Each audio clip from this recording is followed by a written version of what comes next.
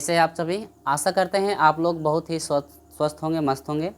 प्यारे बच्चों, हमने आपके लिए प्रतिदिन वीडियो लेकर आ रहे हैं। हम आपके लिए प्रतिदिन वीडियो लेकर आ रहे हैं। केमिस्ट्री का चैप्टर नंबर 1 से हम बेसिक के साथ बिल्कुल स्टार्ट करेंगे और हम जो है आपको पूरा डिटेल से समझाते चलेंगे कि आपको थ्योरी में क्या चीज़ें पढ़नी है, प्रश्नों का हल कैसे करना है। तो प्यारे बच्चों, यदि आप हमारे साथ अच्छे से तैयारी करना चाहते हैं, हमारे साथ जुड़ के अच्छे से तैयारी करना चाहते हैं, तो हमारे चैनल को सब्सक्राइब कर लीजिएगा। और शाम जो है 5 बजे प्रतिदिन आपको मैं वीडियो दूंगा, उस वीडियो से आप लोग अच्छे से तैयारी कर सकते हैं। चलिए, तो आज की जो क्लास होने वाले हैं प्यारे बच्चों, ये फर्स्ट क्लास है चैप्टर नंबर 1 का। चैप्टर नंबर 1 है आपका, देखिए आपका L1 यानी कि पहला क्लास ये स्टार्ट हो रहा है कक्षा 10 वाले बच्चों के लिए, वो भी विज्ञान में आपका क्या है, रसायन विज्ञान है। ठीक है, रसायन विज्ञान में पहला चैप्टर हमारा शुरू होगा प्यारे बच्चों, रासायनिक अभिक्रिया एवं समीकरण। रासायनिक अभिक्रिया एवं समीकरण, ठीक है, इसी के बारे में हम लोग चर्चा करेंगे। इस पे आधारित क्या क्या मिलता है, हर एक चीज़ हम आपको बताएंगे। हमारे साथ शुरू से अंत तक हमारे साथ जुड़े रहिएगा ताकि आप लोग जो है अच्छे से इसकी तैयारी कर सके। पहला चीज़ हमारा क्या है, देखिए चैप्टर 1 नंबर 1 है रासायनिक अभिक्रिया एवं समीकरण। ये चैप्टर का नाम ही है रासायनिक अभिक्रिया एवं समीकरण। इसमें पहला पॉइंट आपका ये होगा कि आपका जो है रासायनिक अभिक्रिया में हम लोग रासायनिक अभिक्रिया कहते किसे हैं, रासायनिक अभिक्रिया जो है कि किसे कहते हैं। तो प्यारे बच्चों, यदि दो या दो से अधिक जो पदार्थ होते हैं, यदि वह मिल करके एक नए पदार्थ का निर्माण जब करेंगे तो उसे हम रासायनिक अभिक्रिया कहेंगे। उसे हम क्या कहेंगे, रासायनिक अभिक्रिया कहेंगे। दो पदार्थ आप लीजिए, दोनों पदार्थों को मिलाने पर एक यदि नया पदार्थ बन जाता है तो उसे हम रासायनिक अभिक्रिया कहते हैं। जिस तरह से हम जो है कि आपका सोडियम और क्लोरीन को मिलाने के बाद, सोडियम और क्लोरीन को मिलाने के बाद सोडियम क्लोराइड बनता है।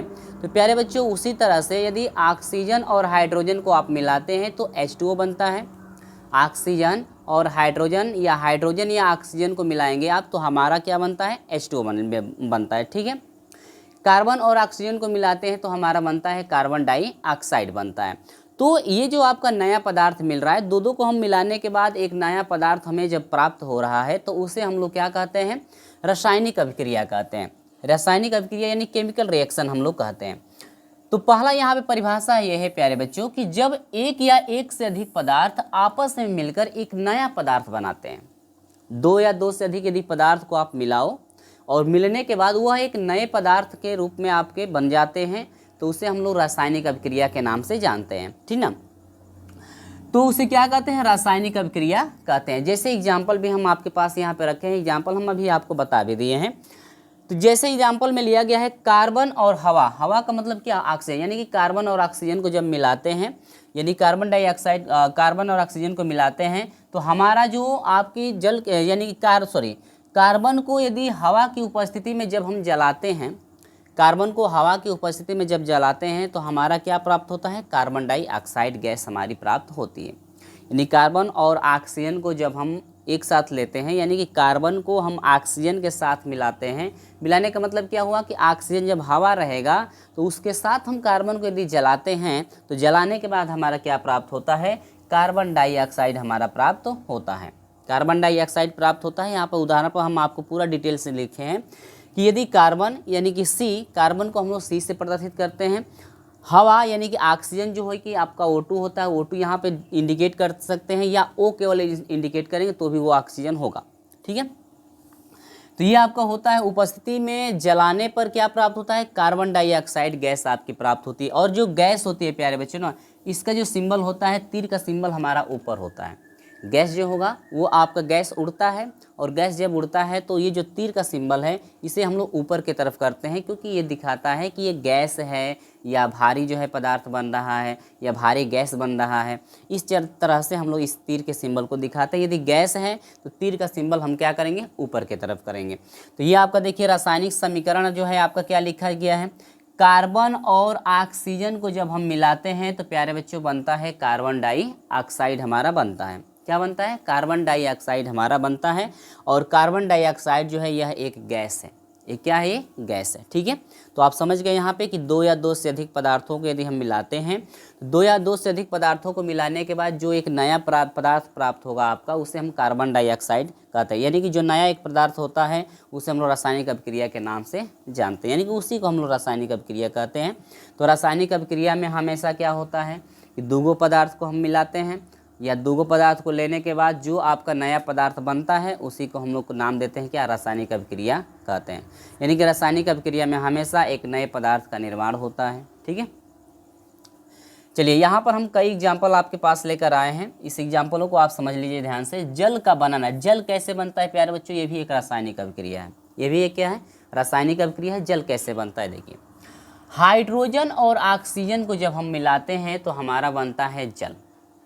क्या बनता है, जल।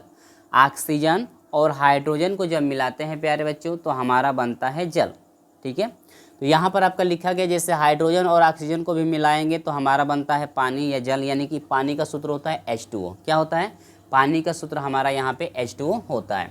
और प्यारे बच्चों यहाँ पर ये भी हम समझाएंगे कि इसे संतुलित कैसे करेंगे। संतुलित करने का मतलब ये हुआ प्यारे बच्चों ना कि संतुलित जब भी करते हैं तो ये आपका लेफ्ट हैंड साइड है, बराबर के बाद वाले को हम लोग प्यारे बच्चों कहते हैं राइट हैंड साइड।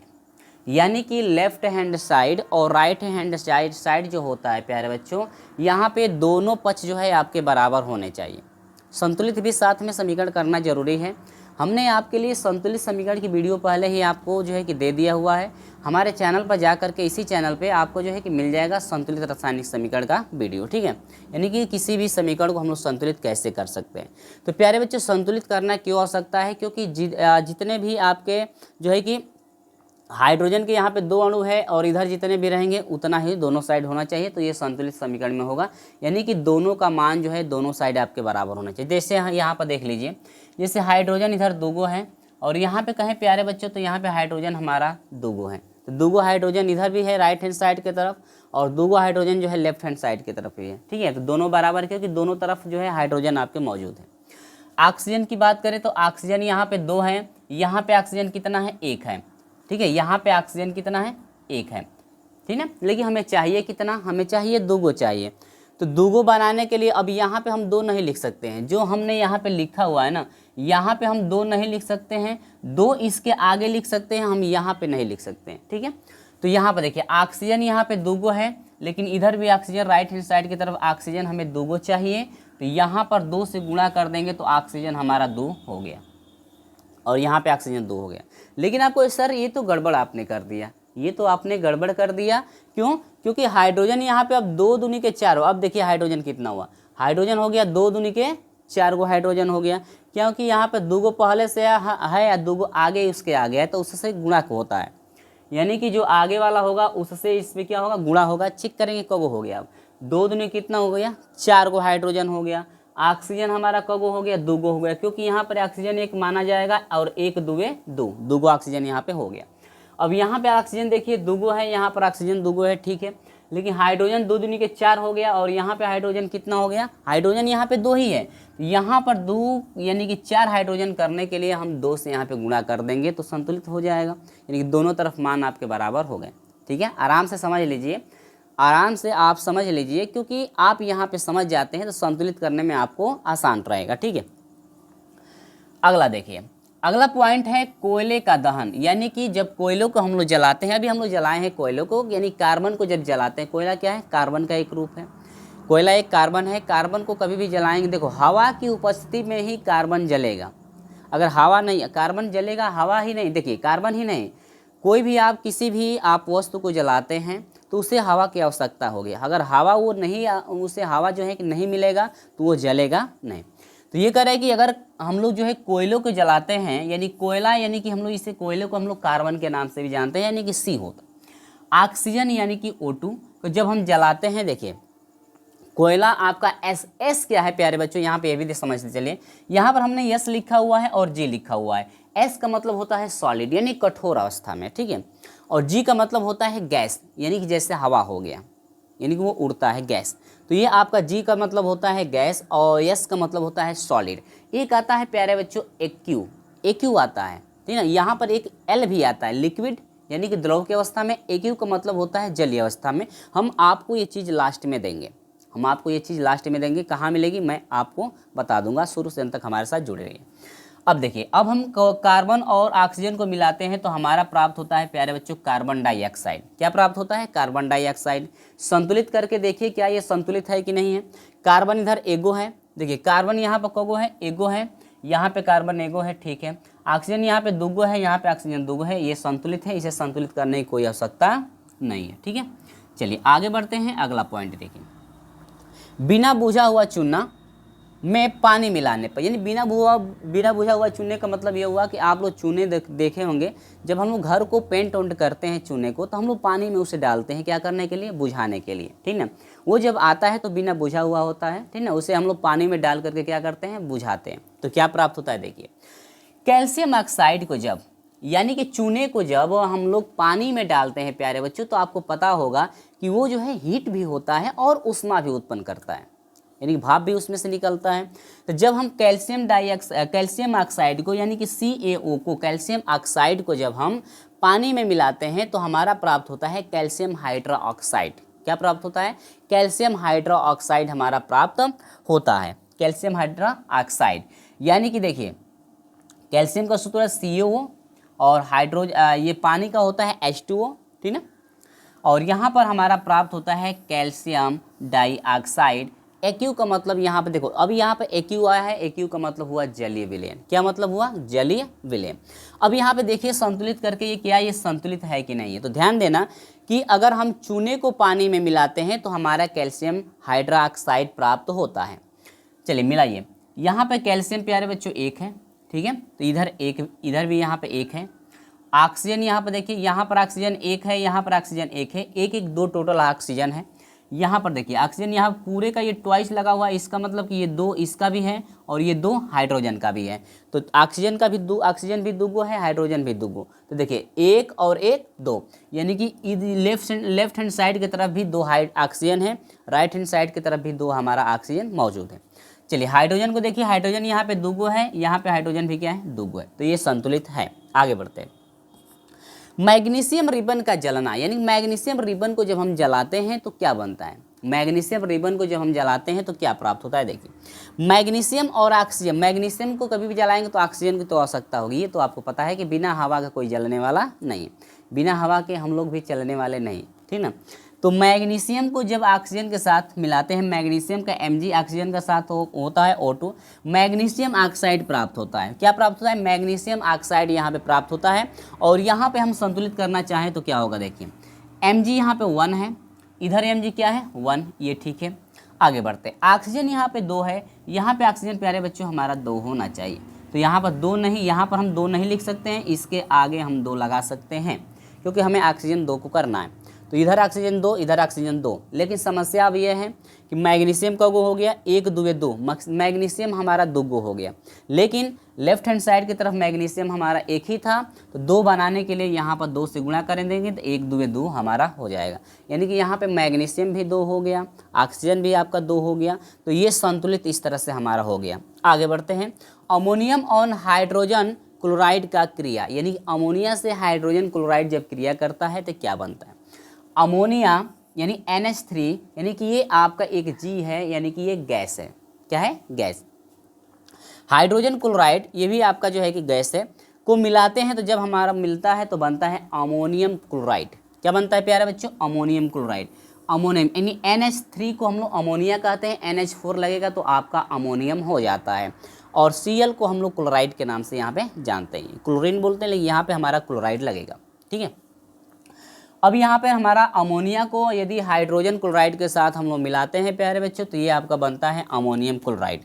चलिए देखते हैं यहाँ पे संतुलित इसे करके देखते हैं क्या ये संतुलित है कि नहीं है, क्योंकि हर एक को संतुलित भी करते हम लोग चलेंगे। N यहाँ पे 1 है, यहाँ पे N 1 है, ठीक है। हाइड्रोजन काउंट करिए, हाइड्रोजन 3 और यहाँ पे एक हाइड्रोजन 4 है। लेफ्ट हैंड साइड की तरफ 4 टोटल हाइड्रोजन है और राइट हैंड साइड की तरफ भी 4 हमारा हाइड्रोजन यहाँ पे मौजूद है। क्लोरीन यहाँ पर 1 है, यहाँ पे क्लोरीन आपका 1 है, ठीक ना। तो यहाँ पर दोनों पक्ष आपके बराबर हैं, यहाँ इसे संतुलित करने की कोई आवश्यकता नहीं है। आगे बढ़ते हैं, सल्फर डाइऑक्साइड कैसे बनता है भाई? सल्फर डाइऑक्साइड कैसे बनता है? सल्फर को जब ऑक्सीजन की उपस्थिति में मिलाते हैं, यानी कि सल्फर को जब ऑक्सीजन की उपस्थिति में हम लोग मिलाते हैं तो ये हमारा जल करके बनता है क्या, सल्फर डाइऑक्साइड। क्या बनता है, यानी सल्फर जो है ऑक्सीजन से जब भी क्रिया करेगा वो आपका बनाएगा सल्फर डाइऑक्साइड। ठीक है, क्या है, सल्फर डाइऑक्साइड। और इनका जो है आपका संतुलित रासायनिक, इसको संतुलित यदि करना चाहे तो यस यहाँ पर 1 है, यहाँ पर एस क्या है 1 है, ऑक्सीजन यहाँ पे 2 है, ऑक्सीजन यहाँ पे 2 है। तो यानी कि सल्फर को यदि हम ऑक्सीजन के साथ मिलाते हैं तो वो हमारा बनता है सल्फर डाइऑक्साइड। ठीक है प्यारे बच्चों, इतना आपको समझ में आया। चलिए आगे बढ़ते हैं, अगला पॉइंट देखिए क्या है।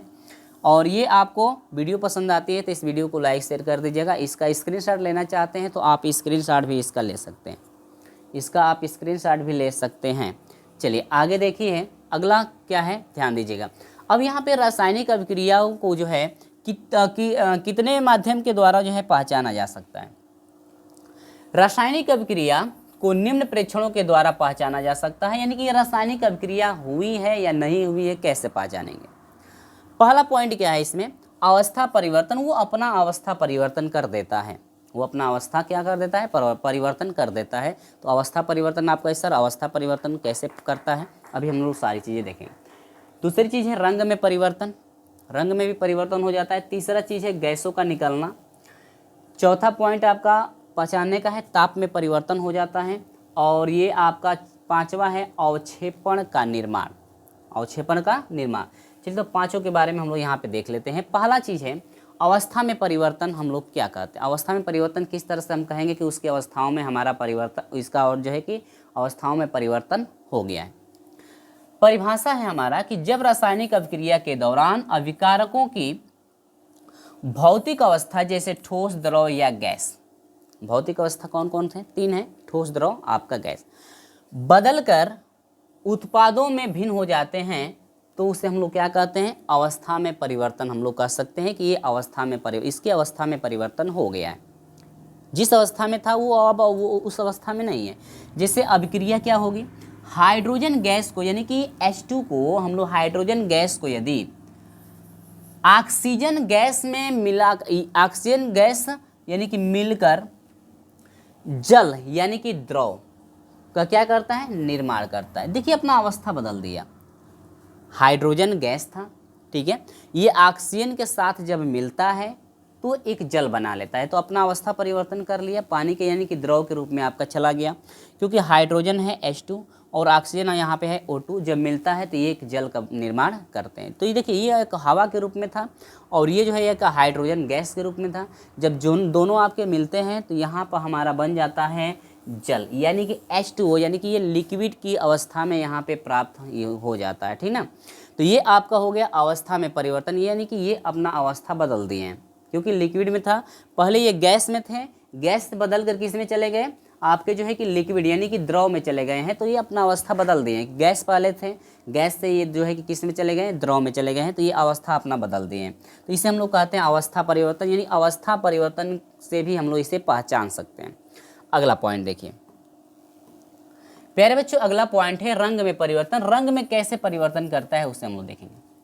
परिभाषा है जब 2 या 2 से अधिक रासायनिक पदार्थ आपस में क्रिया करते हैं और उनका मूल रंग बदल कर कोई नया रंग बन जाता है।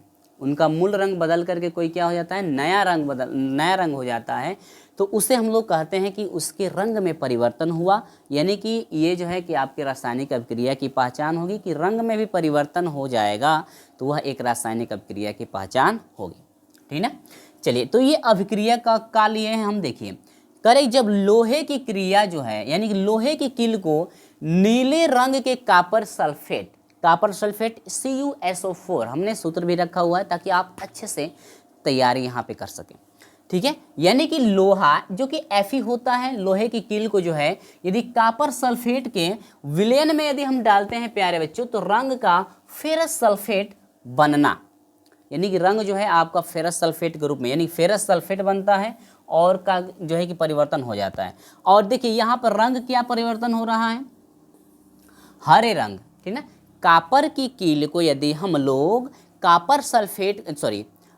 लोहे की कील को हम लोग कॉपर सल्फेट के विलयन में जब डालते हैं तो वह हरा रंग, कौन सा रंग प्राप्त करता है, हरा रंग का फेरस सल्फेट, जो फेरस सल्फेट प्राप्त होता है प्यारे बच्चों, वो कौन सा रंग देता है? फेरस सल्फेट जो है कि आपका हरा रंग प्राप्त होता है, यानी कि हरे रंग का फेरस सल्फेट प्राप्त होता है। किसको किसको मिलाने पर? लोहे के कील और कापर यदि सल्फेट को हम मिलाते हैं तो हमारा हरा जो है रंग का फेरस सल्फेट हमारा प्राप्त होता है, यानी कि FeSO4 हमारा प्राप्त होता है। ठीक है, हम पूरा यहाँ पे अभिक्रिया के रूप में यहाँ पे लिख दिए हैं। अब इसका समीकरण क्या है, ध्यान दीजिए, समीकरण की चर्चा करते हैं। ये जो है आपका Fe को जब मिलाते हैं copper sulphate SuSO4, copper sulphate का सूत्र होगा SuSO4। ठीक है, ये आपका नीला होता है, ठीक ना, ये क्या होता है? नीला रंग का होता है। कापर सल्फेट नीले रंग का होता है। जब हम लोग लोहे की कील को इसके साथ मिलाते हैं प्यारे बच्चों, तो ये आपका बनाता है फेरस सल्फेट, यानी FeSO4 बनाता है, जो कि हरा रंग होता है। कैसा रंग होता है? हरा रंग होता है। और कापर यानी कि तांबा, तांबा का रंग आप लोग देखे ही होंगे, तो ये आपका बनाता है क्या? कापर, यानी कि कापर आपका बना, कापर जो है कि ये आपका अलग हो जाएगा। तो यहाँ पर देखिए, ये सॉलिड की अवस्था में था। यहाँ पर कापर सल्फेट जो है Aq यहाँ पे लिखा गया। Aq का मतलब होता है प्यारे बच्चों जलीय विलयन, जलीय विलयन के रूप में ये आपके मौजूद हैं। तो जलीय विलयन में जब हम लोग मिलाते हैं एक दूसरे को, ये जो आपका हमेशा Aq का मतलब जलीय विलयन है, जब इन दोनों को मिलाते हैं और जो कापर सल्फेट होता है इसका रंग क्या होता है? नीला होता है। और इसके बाद जब फेरस सल्फेट और हरा रंग जो है कापर, ये क्या करता है? प्राप्त करता है। ठीक है, ये चीज़ आप समझ गए। चलिए, तो इसको आप नोट डाउन करना चाहते हैं तो नोट डाउन भी करते चलेंगे, ताकि आप लोगों को एग्जाम के समय कोई समस्या ना हो। ठीक है, आप लोग को एग्जाम के समय कोई समस्या ना हो। चलिए, तो स्क्रीनशॉट लेना चाहते हैं तो आप लोग स्क्रीनशॉट भी ले लेंगे। अगर इसका PDF चाहिए तो आप हमारे व्हाट्सअप नंबर से कॉन्टेक्ट कर सकते हैं। इसका PDF मैं आपको व्हाट्सअप पर सेंड कर दूँगा। चलिए आगे बढ़ते हैं। अगला देखिए, अगला पॉइंट ये है हमारा, तीसरा है पॉइंट हमारा गैस का निकालना। प्यारे बच्चों, गैस का निकालना या इसको हम लोग उत्सर्जन कहते हैं, गैस का उत्सर्जन। ठीक है, गैस का क्या? उत्सर्जन क्या है? देखिए, हमारा पॉइंट है गैस का निकालना, यानी गैस का उत्सर्जन। यहाँ पर जो है कि ये गैस का निकलना या गैस यदि निकलता है तो भी जो है कि रासायनिक अभिक्रिया को पहचाना जा सकता है कि गैस निकल रहा है, तो हम कहेंगे कि ये रासायनिक अभिक्रिया हो रही है। परिभाषा क्या है इसका? कहेंगे कि अभिक्रिया के दौरान किसी गैस, जैसे हाइड्रोजन गैस हो गया, ऑक्सीजन हो गया या कार्बन डाइऑक्साइड हो गया आदि का बनना जो है कि बुलबुले के रूप में यदि निकलता है, बाहर निकलता है, तो उसे हम लोग क्या कहते हैं? हम लोग कहेंगे कि ये जो है कि आपकी रासायनिक अभिक्रिया हो रही है। जरूरी नहीं कि बुलबुले के ही रूप में निकले, वो गैस केवल बन के भी निकल सकती है। गैस केवल बन के ये क्या हो सकती है? उड़ सकती है। तो हम लोग कहेंगे कि ये एक रासायनिक अभिक्रिया हो रही है। ये क्या हो रही है? रासायनिक अभिक्रिया हो रही है। ठीक है, देखिए अब यहाँ पर जो है कि अभिक्रिया एक लिया गया है जस्ता, यानी कि जिंक हम लोग जिसे बोलते हैं Zn। ठीक है, तनु सल्फ्यूरिक अम्ल यानी कि H2SO4 के साथ यदि हम मिलाते हैं, यानी कि जिंक को यानी जस्ता को हम लोग जब सल्फ्यूरिक अम्ल के साथ आप यदि मिलाते हैं, H2SO4 के साथ मिलाते हैं प्यारे बच्चों, तो जब क्रिया ये दोनों आपस में करते हैं तो गैस हाइड्रोजन गैस निकलता है, यानी H2O हाइड्रोजन गैस क्या होती है? बाहर निकालती है। ठीक है, यानी कि हाइड्रोजन गैस। ये बताइए, यदि जस्ता को हम किसके साथ यदि मिलाएं कि हाइड्रोजन गैस हमारी प्राप्त हो, तो आपको सर जस्ता को यदि जिंक को हम लोग यदि सल्फ्यूरिक अम्ल यानी कि तनु जो है सल्फ्यूरिक, तनु में होता है पतला सल्फ्यूरिक अम्ल हो, उसके साथ यदि मिलाते हैं तो हमारा हाइड्रोजन गैस मुक्त होता है। तो ये जो है एक पहचान होती है रासायनिक अभिक्रिया की। यदि गैस आपकी मुक्त होती है तो भी वो जो है कि एक रासायनिक अभिक्रिया के अंतर्गत आएगा। अगला पॉइंट क्या है? देखिए समीकरण, हमारा समीकरण भैया क्या लिया गया है? देखिए यहाँ पर Zn जिंक यानी कि ये जस्ता एक रूप में लिया गया जो सॉलिड की अवस्था में होता है, ठोस की अवस्था में। अगर हम जलीय विलयन यानी कि एक तनु जो है कि पतला आपका जलीय एक विलयन होता है आपका जो है कि तनु सल्फ्यूरिक अम्ल है। तनु मने होता है क्या? पतला। सांद्र मने होता है गाढ़ा, ज़्यादा गाढ़ा। इन तनु मने होता है पतला भी यदि हम लेते हैं तो हमारा काम चल जाएगा। तो यहाँ पर बनता है zinc sulphate ZnSO4, zinc sulphate हमारा बनता है और यहाँ पर हाइड्रोजन गैस बाहर निकल जाती है। हाइड्रोजन गैस प्यारे बच्चों बाहर यहाँ पे क्या होती है? निकल जाती है। ये क्या करता है? जिंक जो है कि आपका H2O को हटा देता है, भैया हट जाओ, मैं तुमसे ज़्यादा क्रियाशील हूँ, मैं तुमको हटाऊंगा। तो ये इसको खदेड़ देता है और ये बेचारा बाहर आ जाता है। तो हाइड्रोजन गैस बनकर ये क्या होता है? रुक जाता है। चलो भाई तुमने मुझे खेद दिया, मैं किधर का भी नहीं हुआ, मैं जा रहा हूँ। ठीक है, तो ये आपका हाइड्रोजन गैस बनकर जो है कि ये क्या होता है? उड़ जाता है। तो ये जो है आपका गैस का निकलना, यानी कि इससे भी जो है कि रासायनिक अभिक्रिया की पहचान होती है। चलिए आगे आते हैं हमारे प्यारे बच्चों, आगे देखिए ताप में परिवर्तन। ताप में परिवर्तन कैसे हम कहेंगे कि ये ताप में परिवर्तन है। क्या आप लोग कभी आप चूने को पानी में डाले हो? आपको सर हम जरूर हम डालें। हम लोग पेंट करते हैं दीपावली के समय, घरों का जब पेंट करते हैं तो हम लोग चूना लाते हैं, पानी में डालते हैं, वो बहुत हीट होता है और उसमें से उष्मा भी निकलती है। तो ये भी प्यारे बच्चों एक रासायनिक अभिक्रिया के अंतर्गत आता है। ये भी एक रासायनिक अभिक्रिया के अंतर्गत आता है, क्योंकि जब ये आपका पानी के साथ चूना क्रिया करता है, ये आपका जब हम लोग आप खरीद कर लाते हैं दुकान से, तो ये बिना बुझा हुआ चूना होता है। इसको बुझाने के लिए पानी के साथ हम क्रिया कराते हैं तो ये हीट होता है। हीट होने के बाद जो है कि उष्मा भी इसमें से क्या होती है, निकलती है, और ये बहुत ज़्यादा खौलता भी है। ठीक है, चलिए तो क्योंकि गैस निकलेगा, ये उष्मा निकलेगा, तो जो है कि आपका वो खौलेगा ही। जैसे देखिए calcium oxide CaO, calcium oxide को जब हम लोग जल यानी कि पानी के साथ मिलाते हैं तो हमारा बनता है कैल्शियम ऑक्साइड और प्लस उष्मा बाहर निकलती है। ठीक है, ये जो कैल्शियम ऑक्साइड है जब प्राप्त होता है तो ये बुझा हुआ चूना हो जाता है, और ये जब पहले आपका होता है तो ये जो है कि आपका बिना बुझा हुआ चूना होता है, और पानी के साथ क्रिया करता है तो ये बुझा हुआ चूना बन जाता है, और इसमें से क्या निकलती है, हीट यानी कि उष्मा निकलती है। तो हम कहेंगे कि भैया ये कोई ना कोई रासायनिक अभिक्रिया हो रही है, यानी कोई आपकी रासायनिक अभिक्रिया यहाँ पर प्राप्त हो रही है। ठीक है, ये आपकी एक रासायनिक अभिक्रिया हो जाएगी। चलिए आगे बढ़ते हैं, अगला क्या है ध्यान देखिए। अगला है अवक्षेप का निर्माण। अवक्षेप का निर्माण यानी क्या प्राप्त, कौन सा अवक्षेप प्राप्त हो रहा है।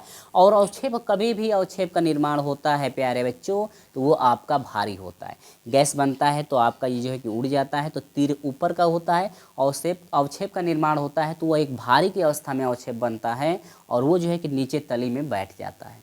वो नीचे तली में बर्तन में क्या होता है, बैठ जाता है। तो अवक्षेप हमेशा जो है कि भारी के रूप में होता है। देखिए कह रहे हैं कि दो द्रव या घोलों की रासायनिक अभिक्रिया के फलस्वरूप एक अघुलनशील का मतलब होता है न घुलने वाला, उसको पानी में जो है कि हम लोग घोल नहीं सकते हैं, ठोस पदार्थ का बनना जो बर्तन की तली में बैठ जाता है, इसे अवक्षेप कहते हैं। अवक्षेप किसे कहते हैं प्यारे बच्चों, दो या दो से अधिक पदार्थों को यदि मिलाते हैं, ठीक है, दो या दो से अधिक पदार्थों को यदि मिलाते हैं और उसमें से एक पदार्थ यदि अघुलनशील हो, और अघुलनशील पदार्थ को आपस में मिलाने के बाद जो आपका बर्तन में बैठ जाता है, तो जो आपका बैठने के बाद तली में जो है कि बैठता है, और जो वो तली वाला प्राप्त होता है उसे हम लोग नाम देते हैं अवक्षेप। क्या नाम देते हैं, अवक्षेप। तो अवक्षेप किसे कहेंगे, अवक्षेप की ये परिभाषा आपकी हो गई प्यारे बच्चों। अवक्षेप किसे कहते हैं, अवक्षेप की परिभाषा ये आप याद रखोगे कि अवक्षेप होता क्या है। अवक्षेप होता क्या है, यानी कि रासायनिक अभिक्रिया के दौरान यदि हम दो अघुलनशील पदार्थों को यदि आपस में मिलाते हैं, और मिलाने के बाद यदि वह तली में यदि बैठता है, और तली में बैठने के बाद जो भी हमें पदार्थ प्राप्त होगा, या जो भी जो है तली में बैठा हुआ हमें पदार्थ प्राप्त होगा, उसे हम लोग अवक्षेप कहते हैं। और अवक्षेप कहते हैं, इसकी परिभाषा ये याद रखिएगा। अभिक्रिया क्या है प्यारे बच्चों, लेड नाइट्रेट को पोटेशियम आयोडाइड में घोलने को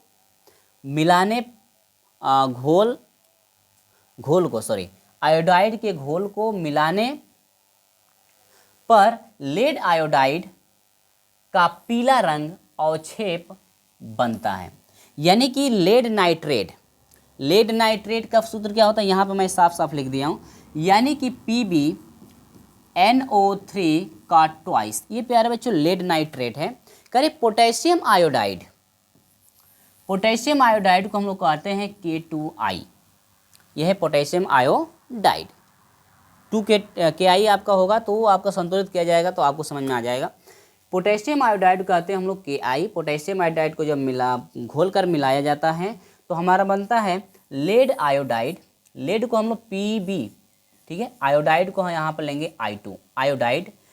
पीला रंग अवक्षेप प्राप्त होता है। जब भी अवक्षेप प्राप्त होगा तो वो तली में बैठेगा, तो उसका तीर का जो सिंबल होगा ना, जो भी अवक्षेप प्राप्त हो रहा है उसके लिए तीर के सिंबल को हम लोग जो है कि नीचे की तरफ दिखाएंगे। अगर ये गैस में बनता तो तीर का सिंबल ऊपर हो जाता, ठीक है। यहाँ पर लेड आयोडाइड का पीला अवक्षेप यहाँ पे प्राप्त हो जाता है। यानी कि क्या क्या प्राप्त हो रहा है, पोटेशियम जो है कि नाइट्रेट और लेड आयोडाइड का जो है कि पीला अवक्षेप प्राप्त हमारा होगा। देखिए समीकरण क्या है, लेड नाइट्रेट को जब हम मिला रहे हैं पोटेशियम आयोडाइड में तो हमारा पोटेशियम नाइट्रेट प्राप्त होगा और लेड आयोडाइड यहाँ पे प्राप्त होगा। पोटेशियम नाइट्रेट और लेड आयोडाइड जो है प्राप्त होगा, और लेड आयोडाइड जो है ये आपका पीला एक अवक्षेप होता है और अवक्षेप हमेशा भारी होता है, तो इसीलिए इसका तीर का जो सिंबल लगा हुआ है नीचे की तरफ लगा हुआ है। तीर का सिंबल जो लगा हुआ है प्यारे बच्चों ये किधर लगा हुआ है, नीचे की तरफ लगा हुआ है, तो ये आपका हो गया लेड आयोडाइड। ठीक है, तो ये आपका 5वां पॉइंट था कि यह अवक्षेप यदि बनता है तो भी हम लोग पहचान लेंगे, अवक्षेप के द्वारा माध्यम से पहचानेंगे ये कोई ना कोई आपकी रासायनिक अभिक्रिया है, कोई ना कोई क्या है, रासायनिक अभिक्रिया आपकी है। अगला पॉइंट देख लेते हैं। अगला पॉइंट क्या है, सांकेतिक भाषा प्यारे बच्चों अभी हम कहे हैं कि मैं आपको लास्ट में बताऊंगा कि AQ का मतलब क्या होता है, L का मतलब क्या होता है, S का मतलब क्या होता है, तो आप लोग इसे याद रखेगा हमेशा। आप जब तक पढ़ते रहेंगे, क्लास 12 करें या कोई भी क्लास आप करते हैं, BSc करिए या कुछ भी करिए, आप रासायनिक की यदि क्रिया जब भी पढ़ेंगे तो वहाँ पे ये सब चीज़ें मिलेंगी। S संकेत लिख दिया जाएगा, S संकेत लिख दिया जाएगा, यानी कि तत्वों के सामने जो है कि ये सब चीज़ें लिख दी जाएगी। चलिए देखिए, S का मतलब होता है ठोस, L इंडिकेट किया जाएगा तो ये आपका द्रव की अवस्था में होता है, G का मतलब होता है गैस, AQ का मतलब होता है ये जलीय विलयन है। AQ का मतलब क्या होता है, जलीय विलयन है। और यहाँ पर गैस का ये देखो, ये सिंबल यदि तीर का सिंबल यदि ऊपर का है, अगर कोई कह दे, कोई आपसे पूछ दे, आपके घर वाले भी पूछ दे कि बच्चा बहुत पढ़ाई करते हो, थोड़ा ये बताओ तो तीर का सिंबल ये जो ऊपर होता दिखाया जा गया है ये किसको प्रदर्शित करता है, तो आप लोग पढ़े होंगे तो सर हमने तो पढ़ा था लेकिन शायद याद नहीं है। अगर आपको याद होगा तो तुरंत बताएंगे कि ये निकल रहा है गैस। क्या निकल रहा है, ये गैस निकल रहा है। कोई गैस यदि बाहर निकल रहा है तो इस तीर का सिंबल दिखा रहा है गैस आपका निकल रहा है, ये गैस को दिखाता है, यानी गैस के निकलने की प्रक्रिया को दिखाता है। अगर तीर का सिंबल यदि कह दे कोई नीचे है, तीर का सिंबल यदि कोई नीचे लगाया गया है, किसी में तीर का सिंबल नीचे लगा हुआ है, कोई रासायनिक अभिक्रिया में तीर का सिंबल नीचे है, तो आप कहोगे सर ये अवक्षेप का जमना, यानी अवक्षेप कोई जम रहा है, अवक्षेप कोई तली में बैठ रहा है, अवक्षेप कोई जो है कि जम रहा है, तो इसे हम लोग कहते हैं क्या, इसे हम लोग कहते हैं अवक्षेप का जमना। यानी कि तीर का सिंबल यदि नीचे हो तो अवक्षेप के जमने को दिखाता है, तीर का सिंबल यदि ऊपर हो तो गैस के निकलने को दिखाता है। तो इतना आपको समझ में आ गया। तो प्यारे बच्चों आज की वीडियो यहीं पे समाप्त होती है। अगली हम वीडियो आपके साथ लेकर आएंगे, बहुत ही प्यारे तरीके से लेकर आएंगे और सारी चीज़ें मैं आपको डिटेल से बताते रहूँगा। अगर कोई भी समस्या है तो आप हमें कमेंट के माध्यम से ज़रूर पूछ लीजिएगा और मिलते हैं आपसे अगली वीडियो में। और हाँ, ये वीडियो पसंद आती है तो इस वीडियो को लाइक शेयर कर दीजिएगा अपने दोस्तों के साथ। मिलते हैं आपसे अगली वीडियो में, तब तक के लिए जय हिंद।